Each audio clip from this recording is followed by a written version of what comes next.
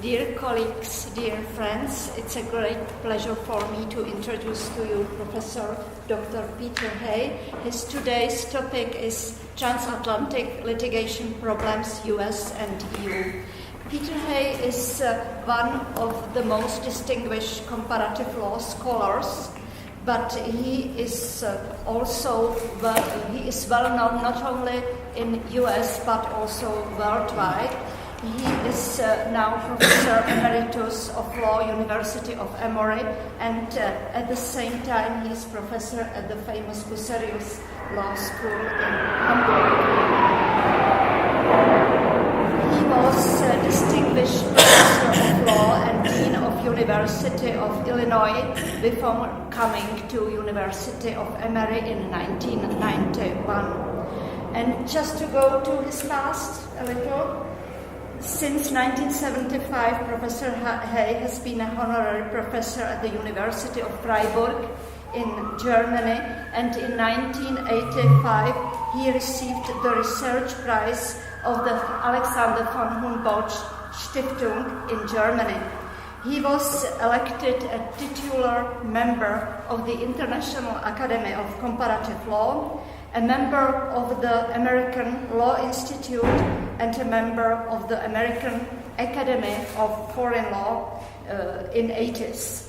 The University of Pécs in Hungary awarded him an honorary doctorate in 2012. Professor Hay's research has focused on the fields of conflict of laws in the first place, international law, European Union law, comparative law, contracts and sales, and jurisprudence. He held concurrently with his Emory appointment also the chair for civil law, foreign law, and international private law and comparative law at the University of Dresden, Germany, where he served the dean of its law faculty from 1997 to 2000. The topic of today's lecture, Transatlantic Litigation, is current and extraordinarily interesting, and the speaker is closely familiar with both United States and Europe. Peter, the stage is yours. Thank you so much. I would like to meet that person that you just described. Thank you so much. My problem usually is, in groups like these, to know how much I should assume that you know and how much you don't, because the possibility is very, very great that half of you are bored to tears because I say absolutely nothing that is new. I will try to hit at a middle ground, but ask you to forgive me if I review at the beginning some things that are probably familiar to everyone. My basic theme is, which is quite obvious, it's trite, it goes without saying, that as economic interdependence grows, so does the need to facilitate dispute settlement. In my particular case, I'm talking about litigation, dispute settlement litigation. Obviously, there are other means, such as arbitration, that are equally, perhaps even more important. But economic interdependence is hindered if there is no way to settle disputes in a more or less uniform and binding way, as distinguished from unilaterally country by country, which then will also differ country by country. This is something that Europe has learned, and America is only now beginning to learn. Europe learned it back in 1968, when, without competence on the part of the EU institutions to make law, there was a treaty that provided for uniform rules for jurisdiction and judgment recognition. As you know, that treaty, the Brussels Convention, later on became what we now know as the Brussels I and now Brussels Ia regulation, binding EU law. But I'll get back to that. What I'd like to do is talk about 3 or 4 different relationships. Number 1, the relationship without benefit of any treaty or uniform legislation, the relationship of one country to another. Czech Republic to France before the EU. Then on a second level, Czech Republic as part of the EU in the same relation to France. At that point, of course, we're going to have a number of countries that are outside of that relationship, third countries, non-EU countries. That would then bring us to the relationship of Czech Republic as part of the EU in relation to the US. At which point I should tell you, and some of that will be new to you, I would think, should tell you something about US law on jurisdiction and judgment recognition. Because as we come to the conclusion of this Czech part of the EU-US paradigm, we need to ask, how are we going to get these two systems to come to a somewhat uniform, joint way of approaching dispute settlement if the Transatlantic Trade and Investment Partnership comes about? If there is increased economic interdependence finally agreed upon between the EU and the US, what about dispute settlement when the systems, EU on the one hand and the US on the other, are so markedly different? That's where I'm headed, just to give you the outline. To start with number 1, Czech Republic vis-à-vis France before EU, or Czech Republic versus US or Canada, any other country without benefit of a treaty or uniform legislation. Every country has its code of civil procedure or similar rules. Every country has its rules of private international law, which say that if I have a case with foreign country elements, what law is it that I apply? Do I apply mine? Do I apply the other country's law? And then there is often the question of judgment recognition. If the case was decided by the other country, will I accept that judgment? If I render the judgment, can I be sure that the other country will recognize it? What, for instance, if I know beforehand that the other country will not recognize it? Is that a reason, for instance, not to take the case in the first place?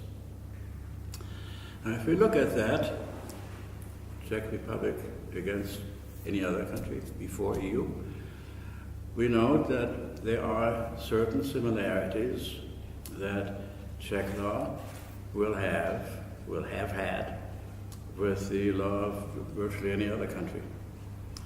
There is always, worldwide, jurisdiction assumed at the place where the defendant resides, where the defendant lives. Now, thinks about it, nothing can be fairer for the defendant than to be sued at home. And to that, every country adds additional situations to bring a defendant in, such as if the defendant has committed a delict locally, if the defendant has made a contract that the defendant had promised to perform here, but did not. These are common rules of jurisdiction everybody has. But everybody also has jurisdictional grounds that favor local plaintiffs. To give the local plaintiff a way to get the foreign, absent, not residing defendant into my court.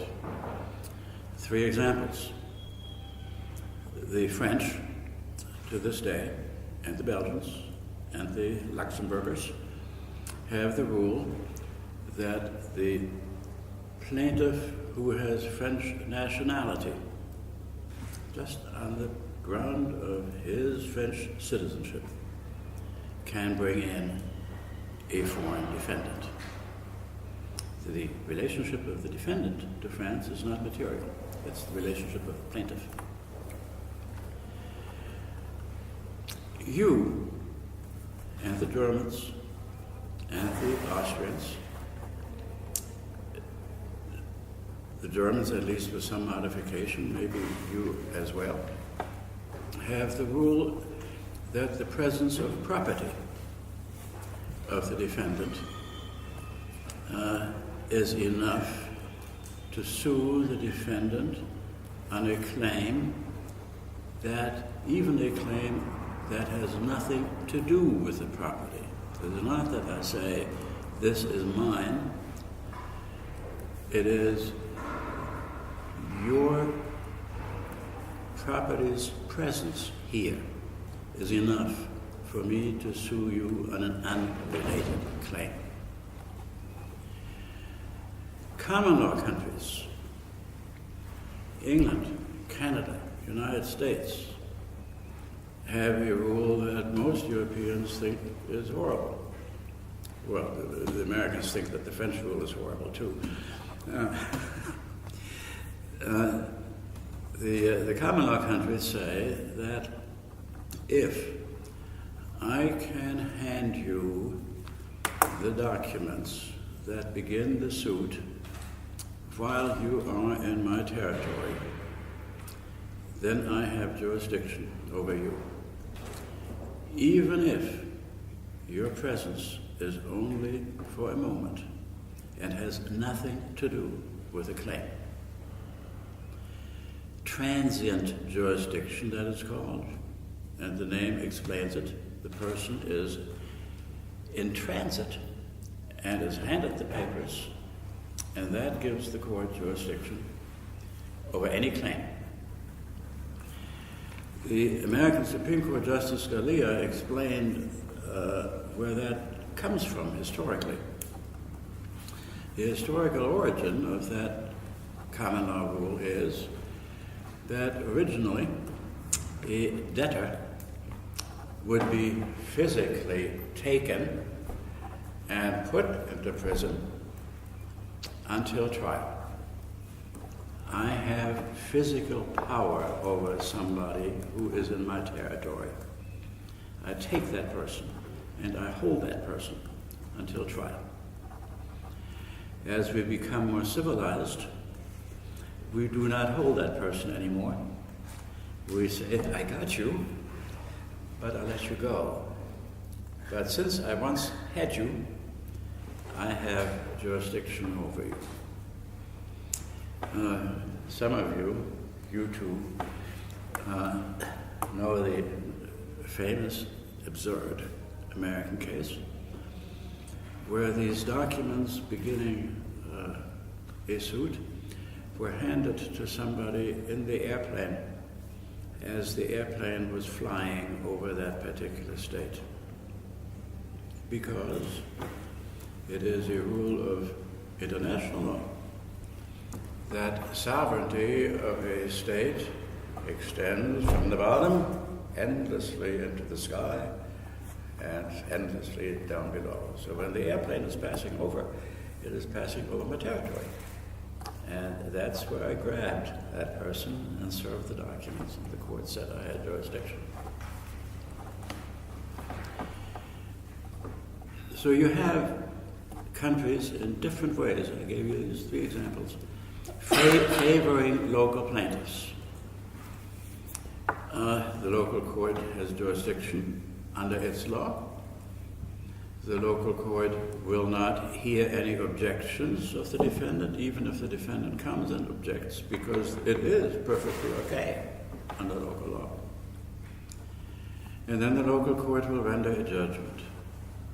What if the losing defendant does not have enough property locally for the satisfaction of the judgment? Well, in that case, you will have to take the judgment to where the defendant lives and where the defendant has property. And that court will say, your court, the first court, in our view, did not have jurisdiction. What that court did was outrageous by our standards.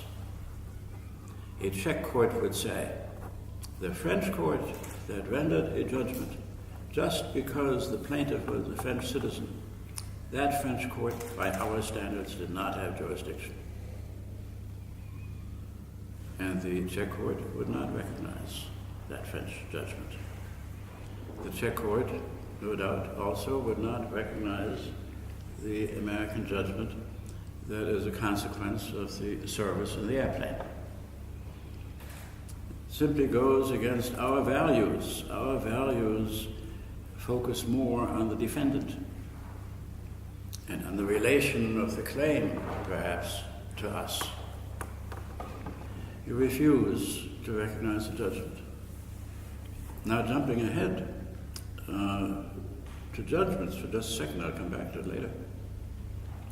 If you refuse to recognize the French judgment or the American judgment, you may have problems with yet another rule. In judgment recognition law, many countries, including yours, require that the law of the rendering country will recognize my judgment. If the other country doesn't recognize my judgment, I will not recognize their judgment. The idea of reciprocity. What you do to me, I will do to you. So, if the Czechs do not recognize the French judgment, and if the French should insist on reciprocity, then in future the French will not recognize Czech judgments. At that point, you see, international dispute settlement has broken down.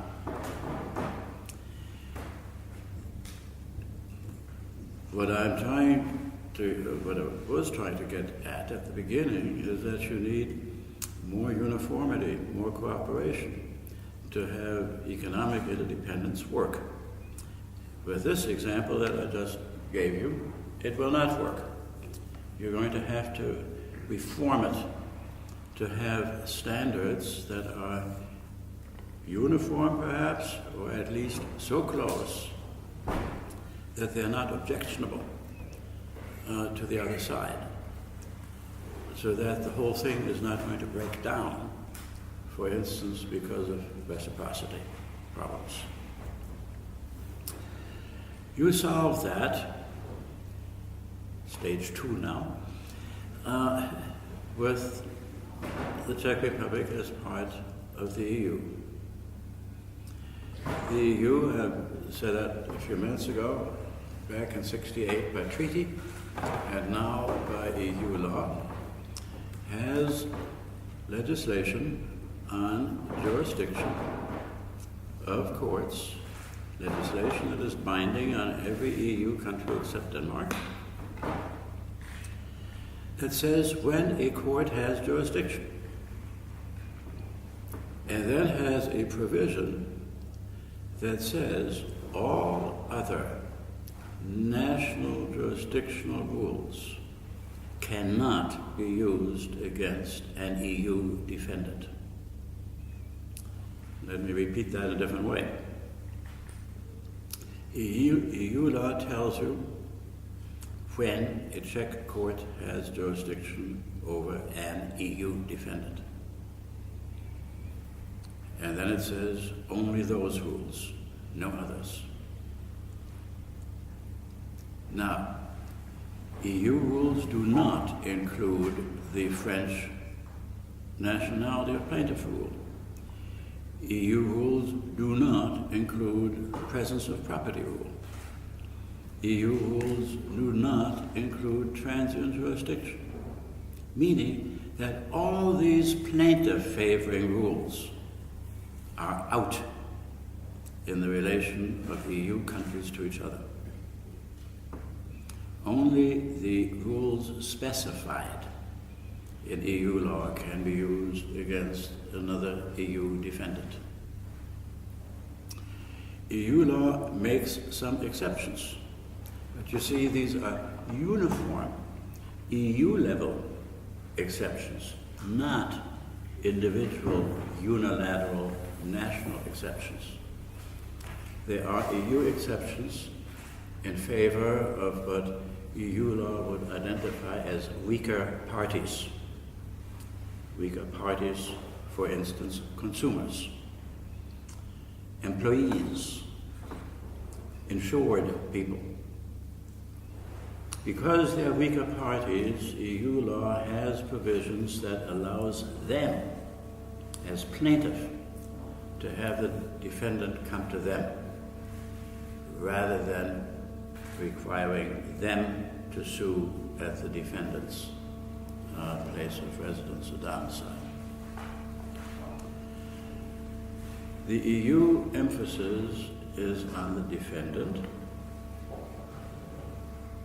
where the defendant lives, or what the defendant has done, or was to do, and whatever exceptions to this defendant focus are exceptions provided by EU law, but not defined by national law, such as the French law, such as the Czech property rule, such as the British and Irish transient jurisdiction rule. You have uniformity on jurisdiction in the EU. Because you have that uniformity, you can then also say, which EU law does say,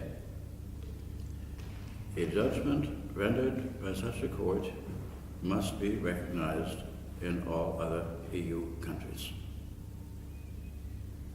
You have no review by the second court, not even, says EU law, not even review of whether the first court was correct in saying, I have jurisdiction.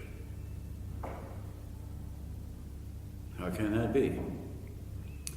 Because EU law provides a mechanism for objecting and appealing the improper assertion of jurisdiction. And EU law says you do that in the country in which it was improperly asserted. And if you lose in that country, or keep losing, then that country under EU law is obligated to refer to the European Court of Justice. You have a review of jurisdiction that is vertical, from the improper court to the EU Court of Justice. It is not a review that goes from the first court and is exercised by the second court. It's not a horizontal review, but it's a vertical one. So there is mandated enforcement and recognition of judgments, with only few exceptions. The most important, perhaps, and most important because so vague, being that you may refuse jurisdiction if that judgment violates your public policy. And the question always then is, who decides? How far can I go? Can I, as the second court, go in saying that Czech judgment violates my public policy. The European Court has been very restrictive, but as you might imagine, national courts have tried to use that exception, have tried to find a little wiggle room to get out from under the obligation to recognize. It goes without saying, incidentally, that when you have such a system, there is no room for discussion of reciprocity. Reciprocity is built into the recognition mandate. The Czech rules that we started with remain in effect with respect to non-EU countries. So what I discussed under number 1, Czech Republic against France before the EU, has changed now with Czech Republic in the EU. But it has not changed in relation to a non-EU country. You can still assert jurisdiction in Czech Republic on the basis of the presence of the American defendant's property in Czech Republic. The French can still sue an American just because the plaintiff is French. The problems I described before in terms of recognition in the second country now arise when the French judgment is sought to be recognized in the US, or when the US judgment based on transient jurisdiction is sought to be recognized in the Czech Republic. We have eliminated all the problems within the EU, but not in relation between an EU country and a non-EU country.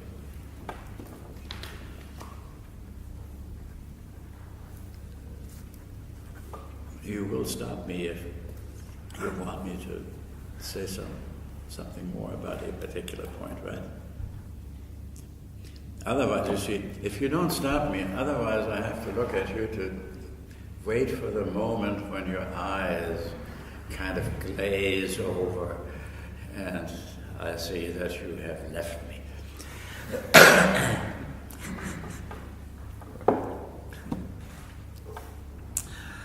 All right.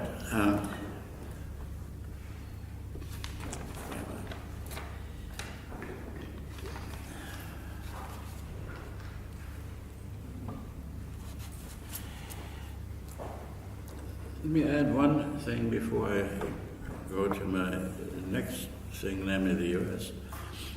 A parallel. It's simply a statement because it becomes important with respect to the next step. Parallel to that EU legislation on when does a court have jurisdiction and what must it do with respect to recognition and enforcement of another EU court's judgment.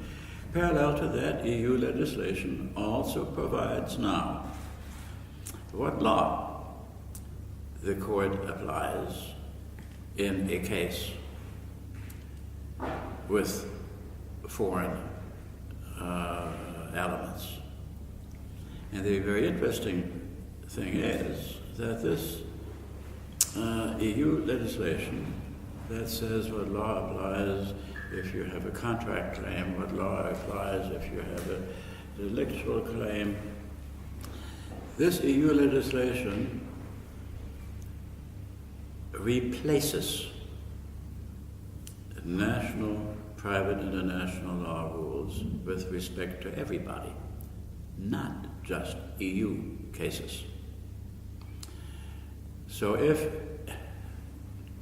take this, if a French court were to take jurisdiction over an American defendant, the French court could do that on the basis of the French plaintiff's nationality because EU jurisdiction law does not apply to non-EU defendants.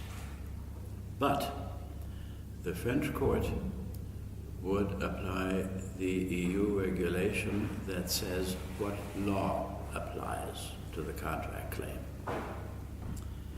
The applicable law regulations of the EU apply in all cases, not just with respect to EU defendants. And that's why I say these rules really replace national, private international law rules the way that the jurisdictional rules only do in part, namely with respect to EU defendants. To turn to the US, we're not in a relationship, Czech Republic, US. I have no idea what you know about American law, what you don't know. Just a few general remarks about it. Number one, there is no American law, in the sense that you think of a national law. There is national constitutional law based on the US Constitution. There is national public law to the extent that the Constitution gives power, competence to the national government. But there is virtually no or very little national private law.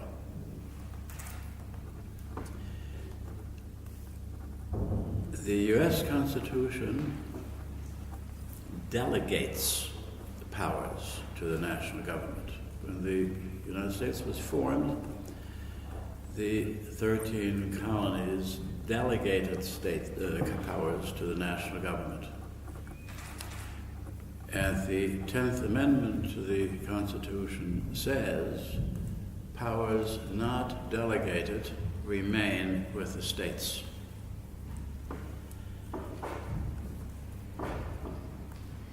There is no delegation, at least originally, in the Constitution of power to make private law, to make contract law, to make tort law, to make family law, to make succession law. There is to this day no national family law. There is to this day no national succession law.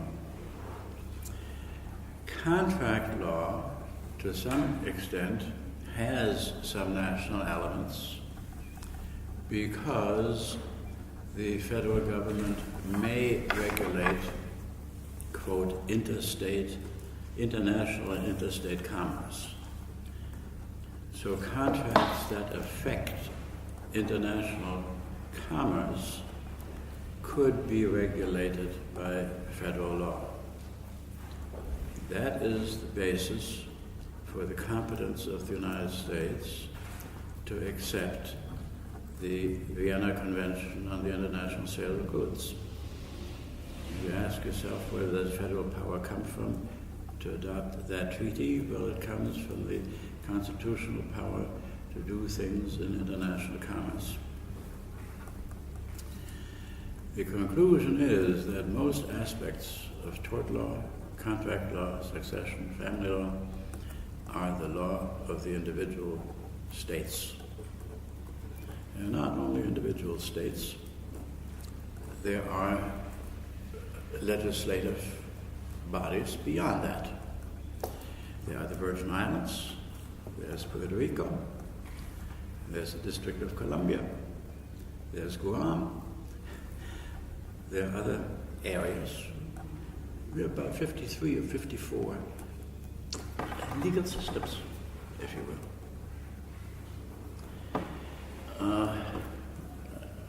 Sorry to bore you. These folks heard all this.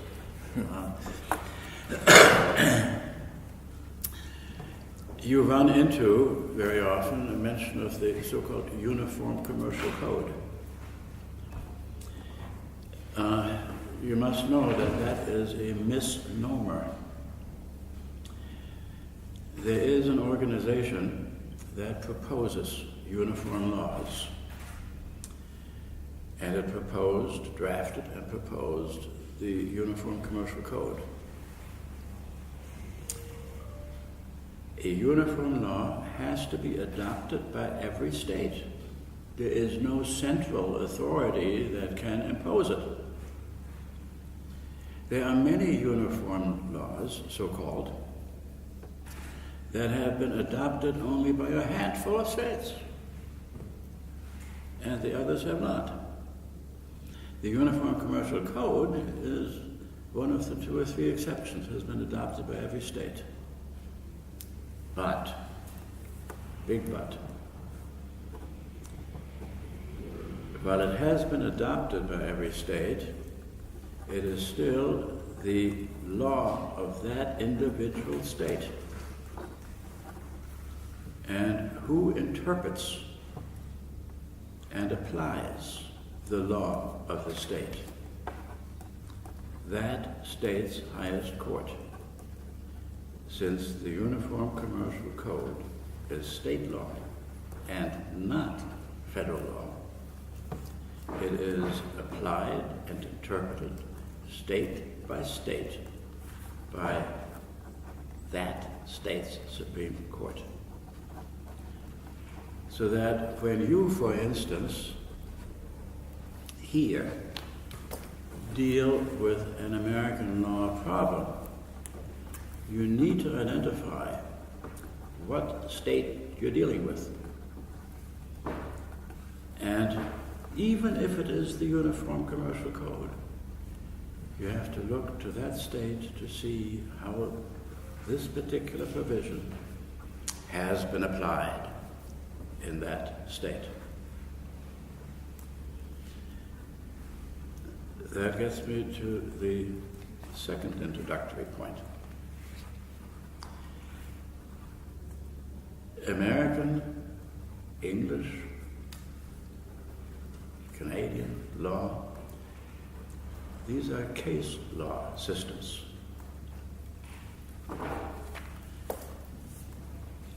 These systems developed not from statutes, but on the basis of decisional law. The earliest rules in contract law, the earliest rules in tort law were not in any statute. They were created by courts. And this creation of a claim by a court is accompanied by the idea of precedent, namely that the decision of the highest court is binding on lower courts. Much more so than any highest court decision is binding in European legal systems, or even intermediate courts of appeal. In the German system, for instance, my colleague will agree, a Court of Appeals and even the Bundesgerichtshof can say something and another lower federal court can still disagree and come out with another result.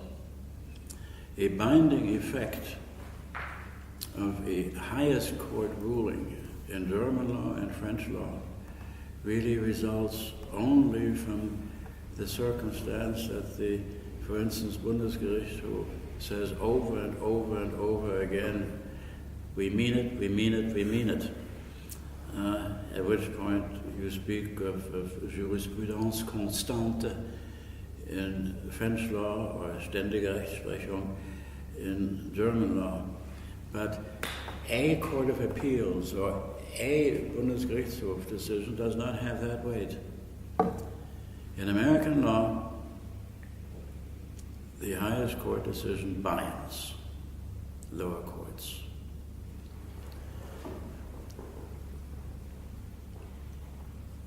an important sub-point under that. What binds? A court opinion in America, in England, and also here, will say lots of things. Especially in common law country, if you look at some old English decisions, they go on and on and on and on. What is binding, what is precedent for lower courts is only that in the upper court's decision that was necessary for the decision of the facts before the court. Everything else is obiter dictum and not binding. The task of a lawyer, therefore, in looking at a upper court decision is to find out what is the rule of that case, because only the rule of that case is what is binding for future cases. And much of English and American litigation is not litigation about particular rules. It is that case precedent for my position? The opposition will say, no, it is not, because that case did not decide what you said it decided. Attorneys will argue the facts of cases to a great extent in order to crystallize out what is the rule of that previous case. It is trying to apply that case, or as common law lawyers would say, to distinguish the previous case away. If you can distinguish it, then it is not precedent against you. Now, going back to where I was, even the Uniform Commercial Code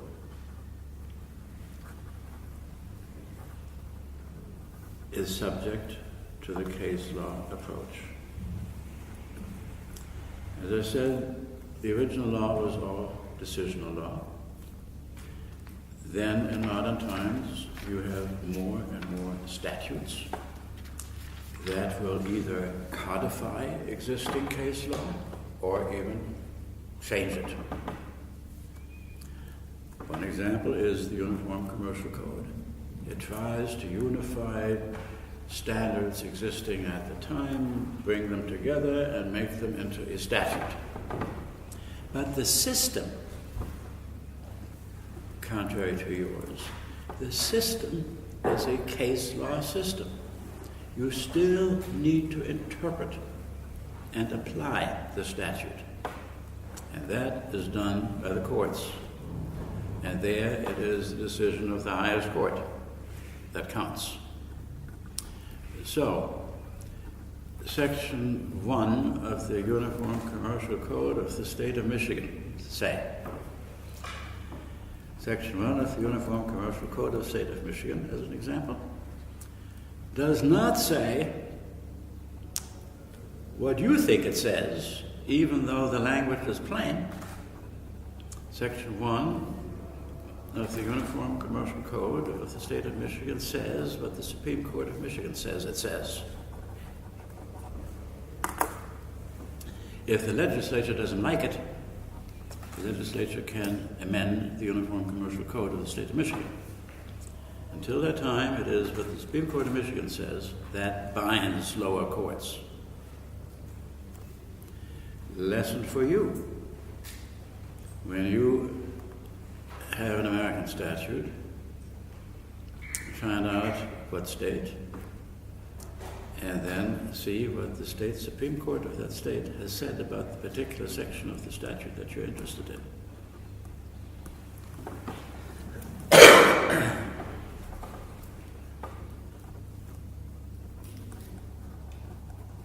Let me return to our main topic.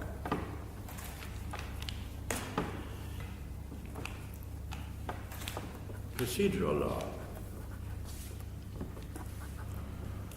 jurisdiction, judgment recognition, also private international law, choice of law, are all state law of the individual states, with only wide outer limit constitutional limits. Within these constitutional limits, the states are free. Being free, they will go, as far as jurisdiction is concerned, they will go as far as these constitutional limits will let them. Every state will try to draw in as many defendants as it can. So as to jurisdiction, state law, I won't say is uniform, but it is very similar because they all push against these constitutional limits. It isn't that way in choice of law, in private international law.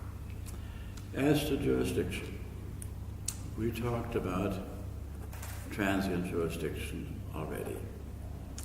Just being able to serve you with the papers as you are changing airplanes at John F. Kennedy Airplane in New York on your way from Prague to God knows where. You have nothing else to do in the United States. You're only changing airplanes at JFK. You serve the papers, your courts have jurisdiction by their standards. As I said before, Czech courts would not honor, I assume, that judgment. That may not be much comfort to you, because your defendant may have a bank account in New York. And that New York judgment, however outrageous you think it is perfectly okay in New York. And therefore, any asset that you have in the United States is at risk. So transient jurisdiction is one.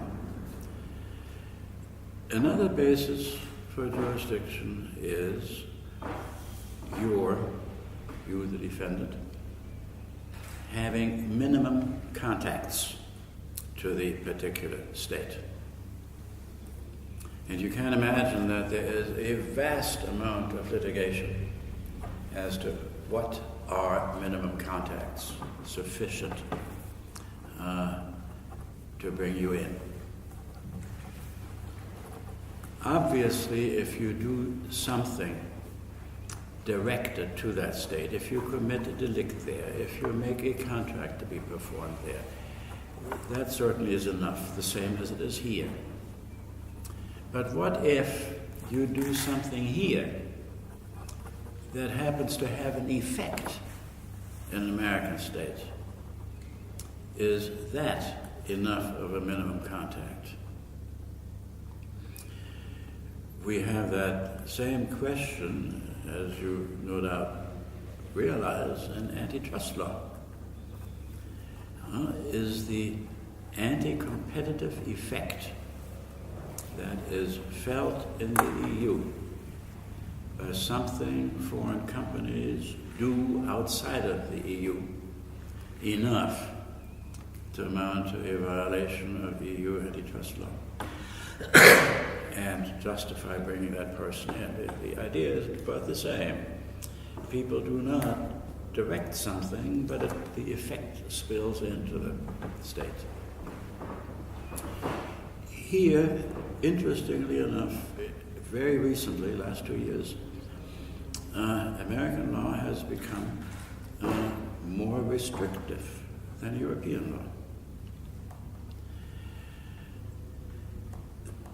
You know the case, right? Jay McIntyre.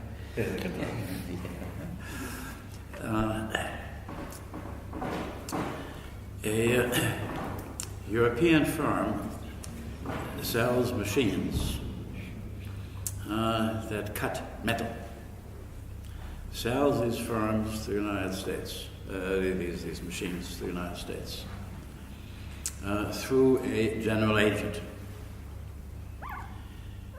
One of these machines finds its way into the state of New Jersey. He informed me beforehand that this was not a protest departure. Finds itself in the state of New Jersey, and there cuts off most of the fingers of the hands of a worker who sues New Jersey. Under EU law, there is jurisdiction over defendant in the state of injury. Perhaps with the exception that there is not if the defendant could not foresee that the product would end up in that state. The U.S. Supreme Court was more restrictive. The U.S. Supreme Court said the manufacturer, the machine did cause the injury and did cause it in New Jersey, but the manufacturer did not do anything in relation to New Jersey, did not sell it into New Jersey. It got there some other way. Europeans probably would have said the manufacturer wanted to sell to the U.S., appointed a general sales agent to open the American market. It's not unforeseeable that the product would find itself in any one of the American states. In fact, the dissent, very interesting, the dissent in that case argued EU law. How can it be that this European manufacturer could be sued in Malta if the machine had caused the injury there in another EU country, but cannot be sued in the United States where the injury was caused? So minimum contacts, however you define them, and you see it being a matter of state law where I started, minimum contacts will be defined differently from state to state.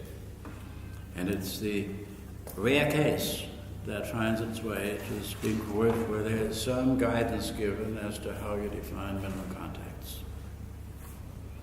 Footnote. European courts should refer questions of EU law to the Court of Justice. In the US, there is no way in which a party can get to the United States Supreme Court unless the United States Supreme Court accepts a petition to review the case. U.S. Supreme Court gets over 3,000 petitions a year and takes fewer than 300. See, so states may differ on how they define minimum contacts. They may assert jurisdiction, and you may not, in some of these cases, get a review by the U.S. Supreme Court. Let me switch to choice of law. Jurisdiction is wide. It is perhaps wider than here, because here it is defined in advance.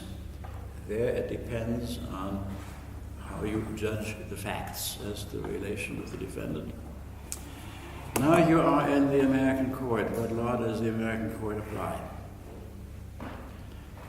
EU regulations tell you exactly in contract and tort, albeit with exceptions, but exceptions that are pre-formulated, not made case by case. EU law tells you what law applies in the case of a contract, place of performance, service, where service was to be rendered, etc., etc., etc., etc. A list of applicable law rules. always with some exceptions, I admit. Two main schools dominate American choice of law decisions. One is the most significant relationship of the case to me or to somebody else. And the other is the interest of my state to decide the case. Governmental interest analysis. What state has an interest that justifies using its law or says it should defer to another? Without running through too many details here, I will if you want me to.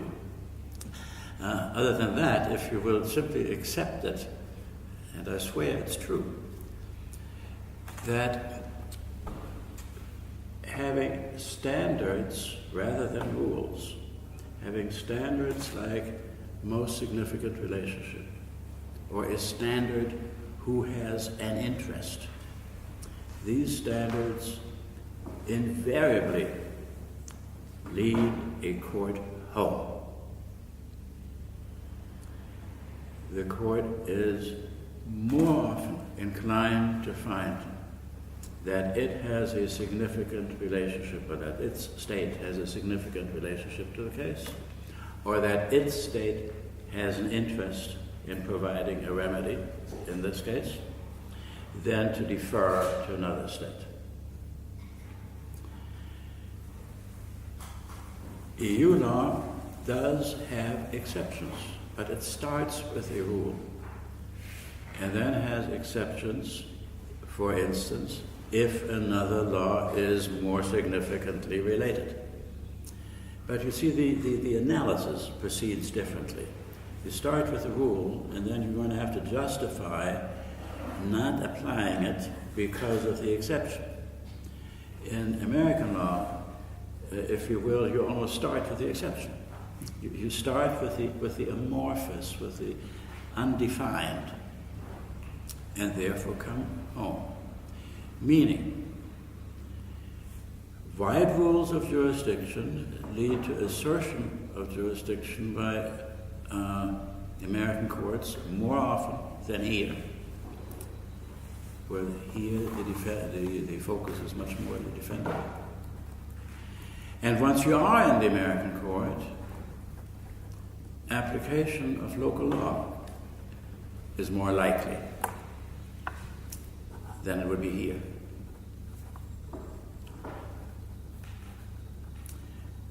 You see that there is quite a divergence between what is now your approach as part of the EU and what is the American approach. The Americans will assert jurisdiction on some basis that you find offensive, and therefore you would not recognize a judgment. Your basis of jurisdiction, to the extent they're defendant-focused, are all acceptable to the U.S., so your judgments will be more readily acceptable there. You will apply law on the basis of rules, and therefore perhaps apply law that an American court would say is not the law that should have been applied. Especially, which is something I forgot, my apologies, since the American approach, choice of law, is an approach that seeks the law that is applicable to each issue in a case, known by its French name of dépisage. EU law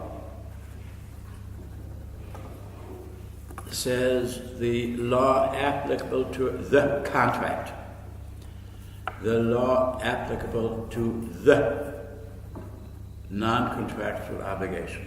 It looks at the claim as a whole. There are some exceptions to that as well, but you start with the claim as a whole. American law asks what law applies to the issue that is now before me. That can easily mean several laws applicable to different issues in the same case. When you do that, when you have that approach, you might well then say to an American, to a European judgment that applies applies a law to the entire case, that the European judgment overlooked a significant governmental interest to which a different law should have been applied. You have, I think, very significant difficulties, as it is now, in transatlantic litigation when it comes to the point of judgment recognition. You have different problems even earlier. We don't have time, unless you want to get into even earlier, for instance, when you litigate in the United States, and you find that litigation rules are quite different from what they are here. You all have heard of pretrial discovery, fishing expeditions, make you show every document, every email that you've ever sent to everybody that has the last name of Smith, which includes a lot of emails. So, if you now are looking toward greater interdependence as part of TTIP, what's to be done?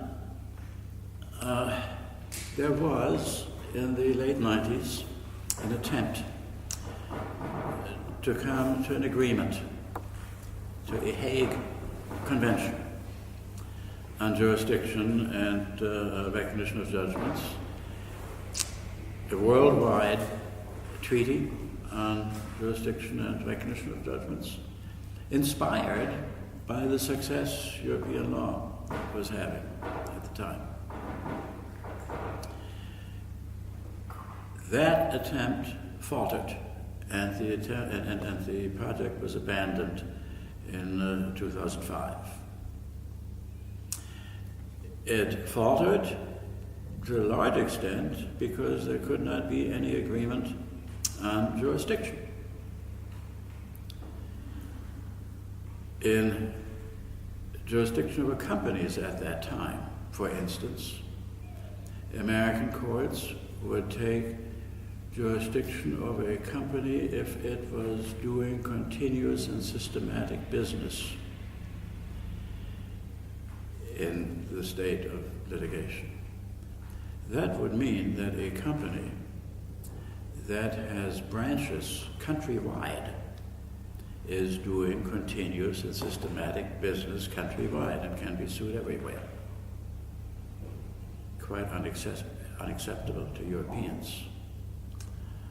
Under European Brussels I law, a company can be sued at its branch, perhaps, for activities arising from the activities of that branch.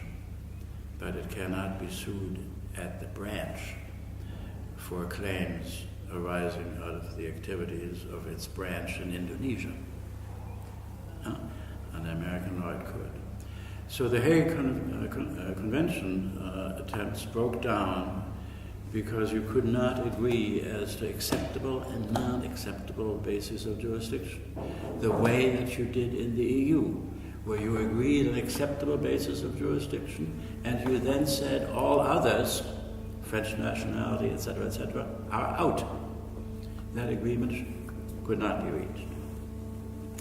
There remained, as the only thing from that attempt, a little convention on choice of court agreements. What choice of court agreements would parties recognize? I'll come to that in a second, and then I'll shut up. The EU, on July 4th or 5th, will deposit EU accession to that choice of court convention, Hague Convention. Mexico already has ratified.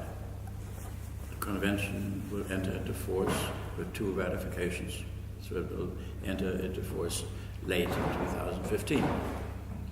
The U.S. has signed the convention, but has not ratified it, and there are no present activities as to ratification. So if you ask yourself, can the Hague Convention attempts that faltered in 2005, can they be revived as part of the necessity to get to somewhere on dispute resolution as we approach GTIP? I would think that the chances are not a whole lot better than they were then. These topics are not part of the TTIP catalog of items to be negotiated. They would be separate. So you might have that tip agreement, but you have not dealt with dispute resolution. What do you do? You can only do, I guess, what you could do so far, and on which American law has been relatively liberal. And that is, when you deal commercially with the U.S., try to include choice of court and choice of law agreements in your agreement. The U.S. will honor choice of court agreements, and the way it will honor them in the way that EU law does, namely regard a choice of a court as the choice of an exclusive court, not an additional court, but a court instead of other courts that otherwise would have had jurisdiction. So a choice of court agreement would be fine, both in the EU, under EU law, and under US law. The problem, of course, is to be able to get one. That is, of course, where the bargaining power may always block getting the choice of court agreement that you would like. A possibility is the choice of a third court. Parties will like, obviously, choice of court agreement negotiation, try to get their own court. And they may not be able to get their own court, but they may be able to agree on a third court that to both of them appears to be neutral. And there are American decisions, Supreme Court decisions, upholding choice of a third, even unrelated court. Choice of law clauses are also honored in the EU. Choice of law clauses are honored, but less so in the US. That famous Uniform Commercial Code that we talked about, which was not uniform, that famous Uniform Commercial Code provides that you may make a choice of law so long as the chosen court has a relationship to the transaction. You cannot choose an unrelated law. A proposed revision of the Uniform Commercial Code provided that you could choose any law. And that revision was withdrawn because it was adopted only by the Virgin Islands, not one of the world's most important trading areas. So the American choice of law rule is still more limited than the European one.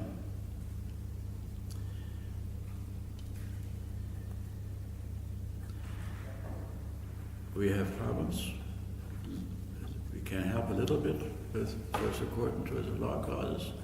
It does not help for dispute settlement purposes, any at all, in such important areas as product liability suits. Because you're not going to have choice of court clauses, choice of law clauses. I mean, we could go on this, to what extent, for instance, a contractual choice of law clause also covers delictual claims arising out of the contractual relationship of the parties. Let me stop with that. Did you want to do anything about studies or what have you? Have we comments, questions? Shall we sing?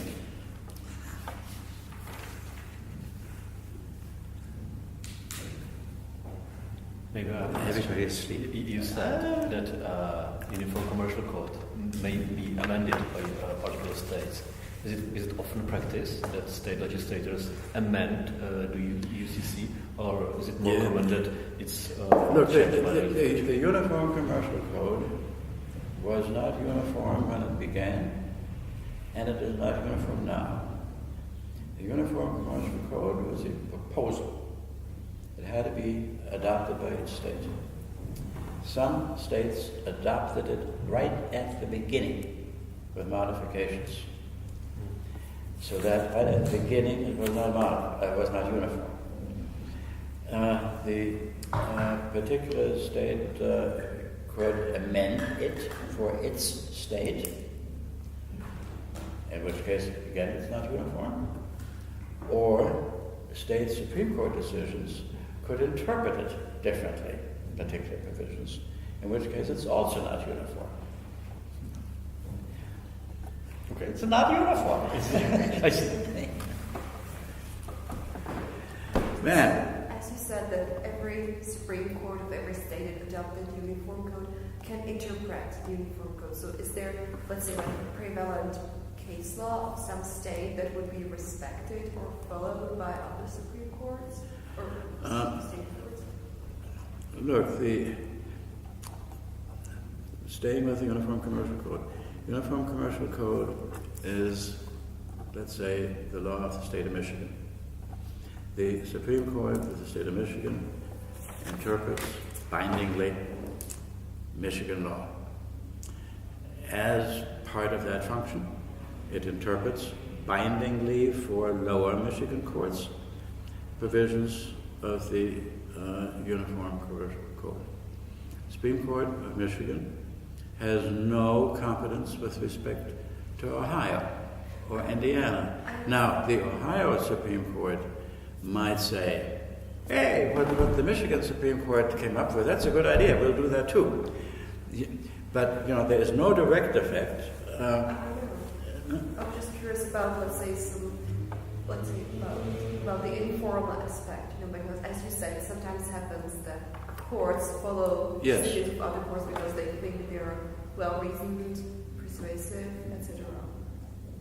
So sure. Courts, other states' decisions are not precedent, but they can be, if you will, they can be inspiration for making your own changes. Sure. An example. The case I described about that machine, where the Supreme Court said, well, the manufacturer didn't sell directly into New Jersey, and he has to have some relationship to New Jersey. Lower courts immediately try to distinguish that Supreme Court decision away, and they found all sorts of circumstances in which the defendant, in other cases, had established a relationship to their state which would permit them to ignore that Supreme Court limitation and assert jurisdiction. And those decisions, of course, were read by every state and to try to come up with some sort of a common way that if there is X, Y, Z relationship or advertising or what have you that was done by the manufacturer, then the requisite connection has been established, and then I am not limited by that Supreme Court decision.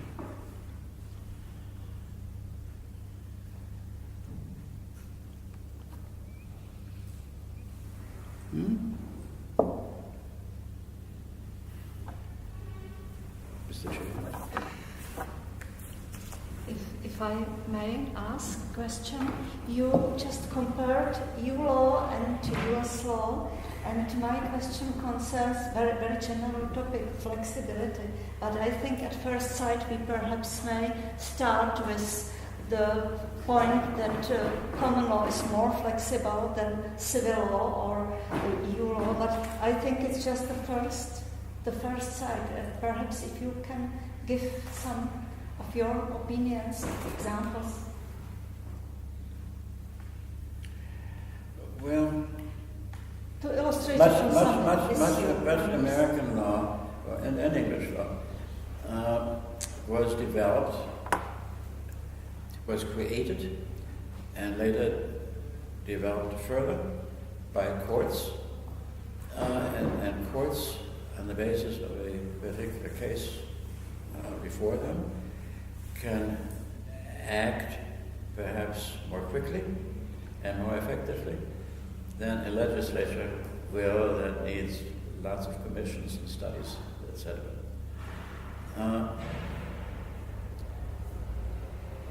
But at times, civil law courts do that also. But it's more the exception, perhaps. For instance, in the civil law, the German courts in the economic disaster times of the 1920s, 1930s, developed frustration of contract from 242 Civil Code. It was not in the Civil Code, they created it. English courts, and especially American courts, refused to adopt a frustration of contracts idea, even though it would have been easier for them, in the absence of a code, to do that. But large areas in privacy law, in products, mainly delict-related things, privacy law, products liability, employment discrimination, all that started as judge-made law. And that is probably easier, that makes the system as a system perhaps more readily responsive. The legislature, of course, can still change it. But the impetus can be given by the courts. But the courts here, by and large, follow more. Perhaps they will follow less, given the exceptions, for instance, that EU law gives in Rome 1 and Rome 2. We don't have enough case law yet to see how these exceptions are used. Yeah. Thank you.